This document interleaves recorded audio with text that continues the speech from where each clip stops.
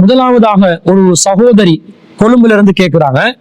என்ன கேட்கிறாங்கன்னு சொன்னா, திருமணத்தின் போது நிபந்தனை இடுவதற்கு மணமகளுக்கு உரிமை உண்டா?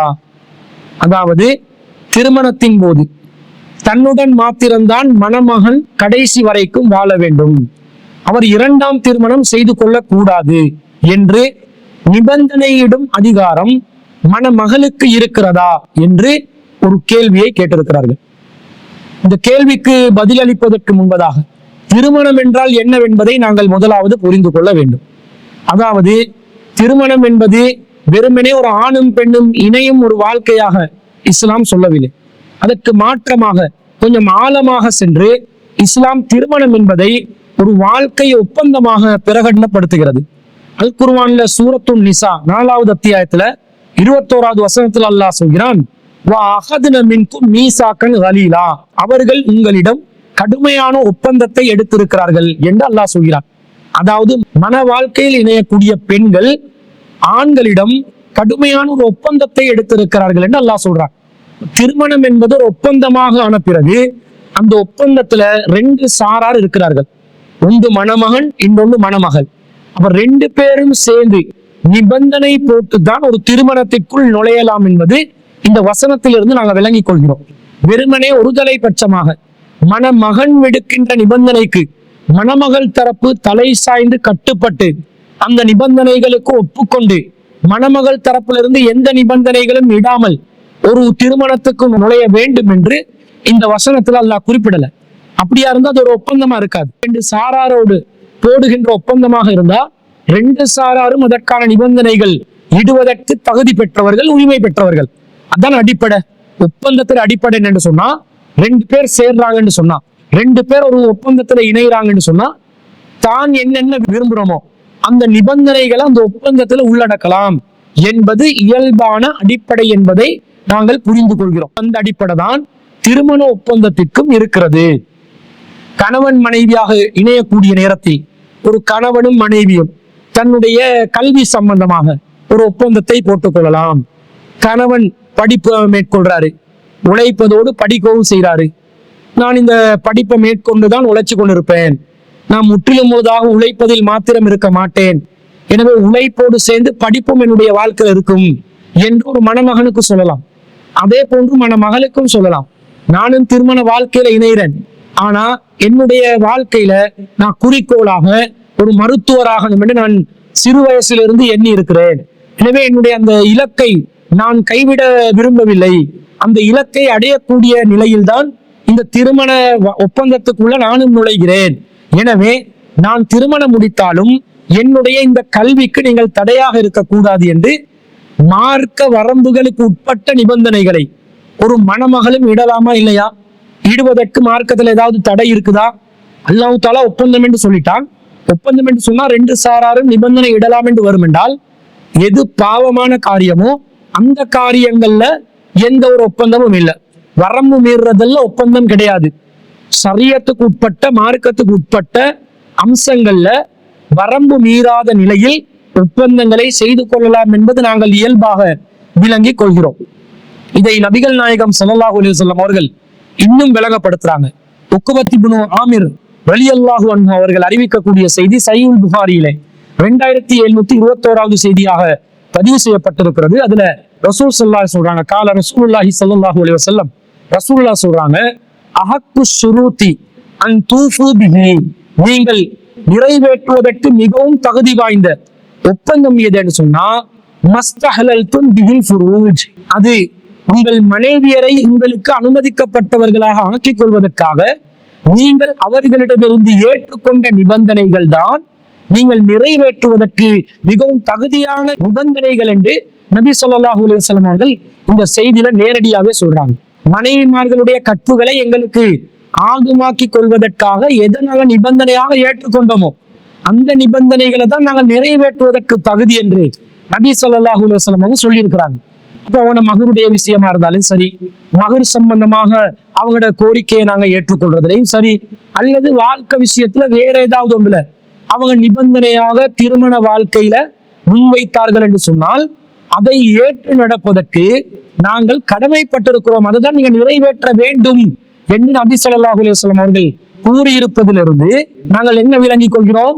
திருமணம் என்றால் ஒரு ஒப்பந்தம். அந்த ஒப்பந்தத்துல ரெண்டு சாராரும் நிபந்தனைகள் இடலாம். அப்படி நிபந்தனையிட்டால் இரண்டு சாராரும் அந்த நிபந்தனைகளை கடைபிடிக்க வேண்டும் என்பது இஸ்லாத்தின் அடிப்படையாக இருக்கிறது.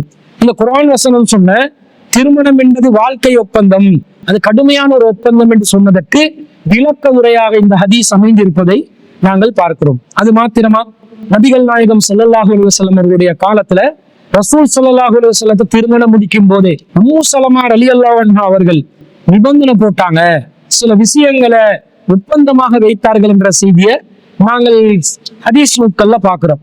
எப்படி பார்க்கிறோம்?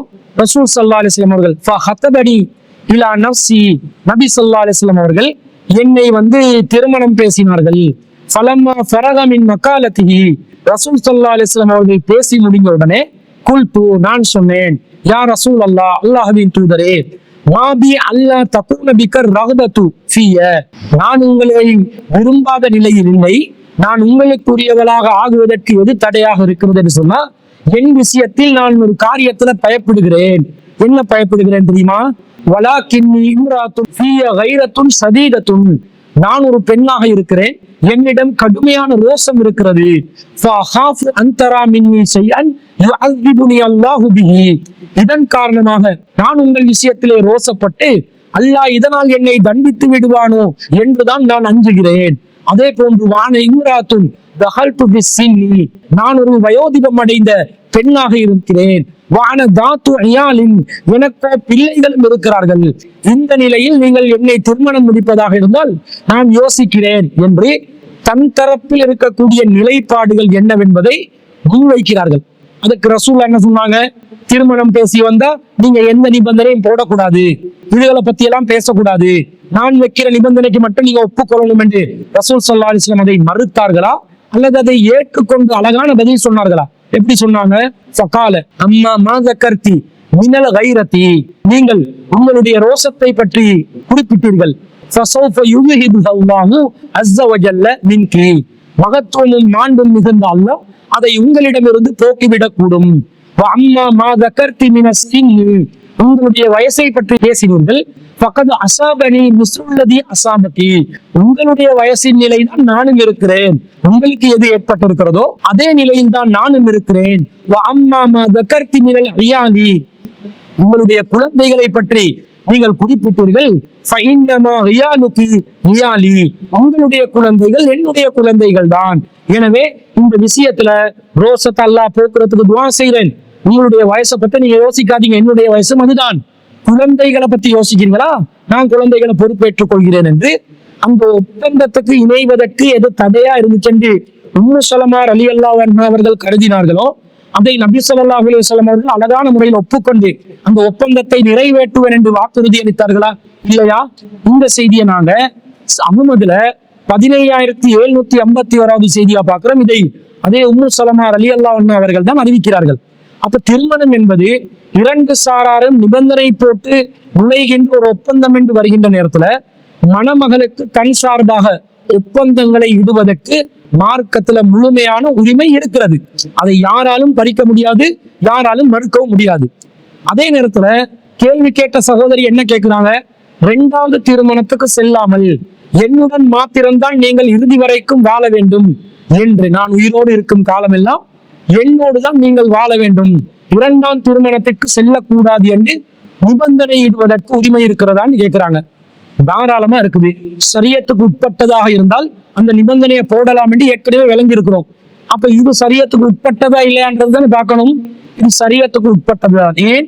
அல்லாஹ்வின் தூதர் ஸல்லல்லாஹு அலைஹி வஸல்லம் அவர்கள் தன்னுடைய மகளான ஃபாத்திமா ரலியல்லாஹு அன்ஹா அவர்களுக்கும் ஸைனப் ரலியல்லாஹு அன்ஹா அவர்களுக்கும் அவர்களை திருமணம் முடித்து கொடுக்கின்ற நேரத்துல பொறுப்பாளராக இருந்து திருமணத்தின் போது தன்னுடைய மகளோடு மாத்திரம் வாழ வேண்டும், தன்னுடைய மகள் இறக்கும் வரைக்கும் இன்னொருவரை மனைவியாக எடுத்துக்கொள்ளக் கூடாது என்று அலி பின் அபி தாலிப் ரலியல்லாஹு அன்ஹு அவர்களுக்கும் அபுல் ஆஸ் அவர்களுக்கும் நபி ஸல்லல்லாஹு அலைஹி வஸல்லம் அவர்கள் நிபந்தனையிட்ட செய்தியை நாங்க புகாரியில 3110வது செய்தியா பார்க்கிறோம். இதை ஹுசைன் பின் அலி ரலியல்லாஹு அன்ஹு அவர்கள் அறிவிக்கிறார்கள். எப்படி ஹதீஸ் வருதுன்னு சொன்னா, நபி ஸல்லல்லாஹு அலைஹி வஸல்லம் அவர்கள் இந்த ஒரு முறை இருக்கிற நேரத்துல இந்த அலி இப்னு அபி தாலிபின் ஹத்ப இப்னத் அபி ஜஹ்லின் அலா ஃபாத்திமத்தி அலைஹஸ்ஸலாம், அலி பின் அபி தாலிப் ரலியல்லாஹு அன்ஹு அவர்கள் ஃபாத்திமா ரலியல்லாஹு அன்ஹா அவர்கள் இருக்கும் போதே அபூ ஜஹலுடைய மகளை திருமணம் பேசினார்கள். ஃபஸமிஅத்து ரசூலுல்லாஹி ஸல்லல்லாஹு அலைஹி வஸல்லம், ரசூலுல்லாஹ் இது கேள்விப்பட்ட உடனே யக்துபுன் நாஸ ஃபீ ஸாலிக அலா மின்பரிஹி ஹாதா, இந்த விஷயம் சம்பந்தமாக ரசூல் ஸல்லல்லாஹு அலைஹி வஸல்லம் அவர்கள் மின்பரிலே ஏறி குத்துபா செய்தார்கள், சொற்பொழிவு நிகழ்த்தினார்கள். வான யௌமைதின் முஹ்தலிமுன், அந்த நேரத்தில் நானோ நல்லது கெட்டது அறியக்கூடிய பருவ வயதை அடைந்த ஒரு இளைஞனாக இருந்தேன் என்று ஹசன் பின் அலி ரலியல்லாஹு அன்ஹு அறிவிக்கிறாங்க. ரசூலுல்லாஹ் என்ன சொன்னாங்க? ஃபகால இன்ன ஃபாத்திமத்த மின்னி, ஃபாத்திமா என்பவர் என்னை சேர்ந்தவர். வான அதஹவ்வஃபு அன் துஃப்தனு ஃபீ தீனிஹா, ஃபாத்திமா அவருடைய விஷயத்தில் சோதனைக்குள்ளாக்கப்படுவாரோ என்று நான் அஞ்சுகிறேன். சும்மதக்கர சிஹ்ரன் லஹு மின் பனி அப்தி ஷம்ஸின், பின்னர் நபி ஸல்லல்லாஹு அலைஹி வஸல்லம் அவர்கள் பனு அப்தி ஷம்ஸ் குலத்தாரை புகழ்ந்தார்கள். ஃபஅஸ்னா அலைஹி, அவர்களை புகழ்ந்து பேசினார்கள். முஸாஹரத்திஹி இல்லா, அந்த பனு அப்தி ஷம்ஸ் குலத்தை சேர்ந்த அபுல் ஆஸ் என்று சொல்லக்கூடிய தன்னுடைய மருமகன் நல்ல முறையில் நடந்து கொண்டதை குறித்து நபி ஸல்லல்லாஹு அலைஹி வஸல்லம் அவர்கள் புகழ்ந்து பேசினார்கள் என்று அந்த செய்தியில வருது. மேலும் நபி ஸல்லல்லாஹு அலைஹி வஸல்லம் சொல்றாங்க, ஹத்தஸனி ஃபஸதகனி, அபுல் ஆஸ் அவர்கள் என்னுடன் பேச்சுவார்த்தை நடத்தினாரு. ஃபஸதகனி, அவர் அதை உண்மைப்படுத்தினார். வவாதனி, அவர் எனக்கு வாக்குறுதி அளித்தார். ஃபவஃபாலி, அதை அவர் எனக்கு நிறைவேற்றினார். வஇன்னி லஸ்து உஹர்ரிமு ஹலாலன் வலா உஹில்லு ஹராமன், நான் அல்லாஹ் ஹலாலாக்கியதை ஹராமாக்கவும் இல்லை, அல்லாஹ் ஹராமாக்கியதை ஹலாலாக்கவும் இல்லை. வலாக்கின் வல்லாஹி லா தஜ்தமிஉ பின்து ரசூலில்லாஹி ஸல்லல்லாஹு அலைஹி வஸல்லம் வ பின்து அதுவில்லாஹி அபதா, மாறாக அல்லாஹ்வின் தூதருடைய மகளும் அல்லாஹ்வுடைய எதிரியின் மகளும் ஒரு சேர திருமணம் முடித்துக் கொள்வதற்கு நான் ஒருபோதும் அதை அனுமதிக்க மாட்டேன் என்று சொல்லி நபி ஸல்லல்லாஹு அலைஹி வஸல்லம் சொன்னதா வருது. இப்ப ரசூலுல்லாஹ் தன்னுடைய மருமகனான அலி ரலியல்லாஹு அன்ஹு அவர்களோடு ஃபாத்திமா ரலியல்லாஹு அன்ஹா அவர்களை சோதனைக்கு உட்படுத்தாமல் அவங்களோட மாத்திரம் கடைசி வரைக்கும் வாழணும் என்று சொல்லி பேசி இருக்கிறார்களா இல்லையா? நிபந்தனை போட்டு இருக்கிறாங்க. அதே போல தன்னுடைய அப்துல் ஷம்ஸ் குலத்தை சேர்ந்த தன்னுடைய மருமகனான அபுல் ஆஸ் அவர்களுடன் நிபந்தனை போட்டு இருக்கிறாங்களா இல்லையா? போட்டு இருக்கிறாங்க. அபுல் ஆஸ் என்பவர் அந்த நிபந்தனை, அந்த ஒப்பந்தத்தை நிறைவேற்றினார் என்று ரசூல் ஸல்லல்லாஹு அலைஹி வஸல்லம் சொல்றாங்க. இந்த செய்தியில மேலதிகமாக விரிவாக புகாரியில 5230வது செய்தியாக பதிவு செய்யப்பட்டிருக்கிறது. இதை முஸ்வர் இப்னு மஹ்ரமா என்பவர் அறிவிக்கிறார். சமயத்து ரசூலுல்லாஹி ஸல்லல்லாஹு அலைஹி வஸல்லம் யகூல் வஹு அலல் மின்பரி, ரசூலுல்லாஹ் மின்பரில் இருந்த நிலையில் சொன்னார்கள், நான் அதை செய்மடுத்தேன். இன்ன பனி ஹிஸாம் இப்னு முகீரா, பனு ஹிஸாம் இப்னு முகீரா என்ற குலத்தார் இஸ்தஅதனு ஃபீ ஐ யுன்கிஹு இப்னதஹும் அலி இப்னு அபி தாலிப், என்னிடம் அலி இப்னு அபி தாலிபை அவர்களுடைய குலத்தாரில் ஒருவரான அபூ ஜஹலுடைய மகளுக்கு திருமணம் முடித்து தருமாறு கோரிக்கை வைக்கிறார்கள், அனுமதி கேட்கிறார்கள். ஃபலா ஆதனு, நான் அதற்கு அனுமதிக்க மாட்டேன். சும்மலா ஆதனு, பிறகு மீண்டும் நான் அதை அனுமதிக்க மாட்டேன். சும்மலா ஆதனு, பிறகும் நான் அதை அனுமதிக்க மாட்டேன். இல்லா ஐ யுரீது இப்னு அபி தாலிப் ஐ யுத்தல்லிக இப்னதி, அலி இப்னு அபி தாலிப் அவர்கள் என்னுடைய மகளை தலாக் செய்துவிட்டு அபூ ஜஹலுடைய மகளை வேண்டும் என்றால் திருமணம் செய்து கொள்ளட்டும். ஃபாத்திமா என்பவர் என்னுடைய ஒரு பகுதியாவார்.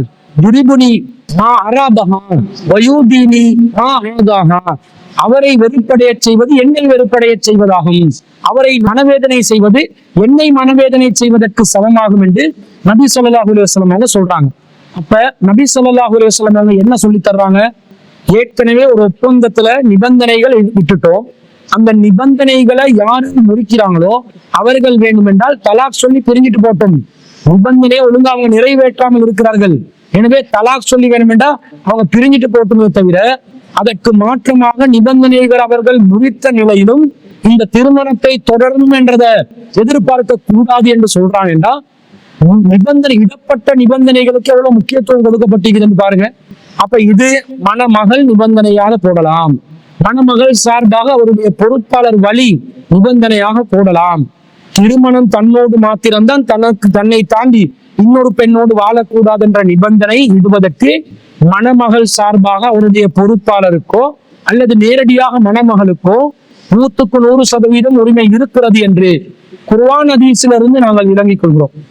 இதை சில முஸ்லிம் சமூகத்தில் உள்ள ஆண்கள் ஏற்றுக்கொள்ளாமல், மனசு ஏற்றுக்கொள்ளாத நிலையில் இதை மறுத்து பேசுவதற்கு இடம் இருக்கிறது. ஆனா இது சொல்லி தந்தது யாரு? அல்லாஹ்வின் தூதர் ஸல்லல்லாஹு அலைஹி வஸல்லம் அவர்கள். அல்லாஹ்வின் தூதர் ஸல்லல்லாஹு அலைஹி வஸல்லம் என்ன சொல்றாங்க? அல்லாஹ் ஹலாலாக்கினது நான் ஹராமாக்கலன்றாங்க. அல்லாஹ் ஹராமாக்கிறது நான் ஹலாலாக்கவும் இல்லைன்றாங்க. மார்க்கத்துல உள்ளதை தான் செய்றேன். மார்க்கத்துல இப்படி செய்வதற்கு அனுமதி இருப்பதனால, அந்த உரிமை பெண்ணுக்கு இருப்பதனால, பெண் சார்பாக, மணமகள் சார்பாக, பொறுப்பாளராக, வலியாக இருந்து நான் செய்தேன் என்று நபி ஸல்லல்லாஹு அலைஹி வஸல்லம் செஞ்சு காட்டுறதிலிருந்து, திருமணத்துக்கு முன்பதாக பெண்களுக்கு திருமணத்துக்கான நிபந்தனைகள் இடலாம். குறிப்பாக தன்னோடு மாத்திரம் கணவன் வாழணும், தன்னை தவிர வேறொரு பெண்ணை திருமணம் முடிக்க கூடாது என்று முன்கூட்டியே நிபந்தனை இடலாம். அது மார்க்கத்துல ஹலால் என்ற ஹராமாக்குறதாக ஆகாது. அது மார்க்கத்துக்கு உட்பட்ட, ஷரியத்துக்கு உட்பட்ட ஒரு நிபந்தனையாகத்தான் இருக்கிறது. எனவே அதை நிறைவேற்றுவதற்கு திருமணத்துல யாரு ஒப்பந்ததாரராக ஒரு தரப்பினராக வந்து சேர்ந்தாரோ, யார் ஒப்பந்தம் செய்தாரோ அவருக்கு முழு பொறுப்பு இருக்குது. அவர் அந்த பொறுப்பை மீறினால், அவர் திருமணத்துக்கு செஞ்ச அந்த ஒப்பந்தத்தை நிறைவேற்றவில்லை, அதை முறியடித்தார், அந்த ஒப்பந்தத்தில் மோசடி செய்தவர் ஆவார் என்று மறுமையில் அதற்காக வேண்டி அவர் விசாரணை நடத்தப்படுவார் என்பதையும் நாங்கள் இதன் மூலமாக விளங்கிக் கொள்கிறோம். எனவே தாராளமாக திருமணத்துக்கு நுழையும் ஆண்களும் பெண்களும் தேவையான நிபந்தனைகளை மார்க்கத்துக்கு உட்பட்டு இட்டுக் கொள்ளலாம் என்பதை இந்த செய்தியிலிருந்து நாங்கள் விளங்கிக் கொள்கிறோம். இதை அந்த கேள்வி கேட்ட சகோதரிக்கு நாங்கள் பதிலாக பதிவு செய்து கொள்கிறோம்.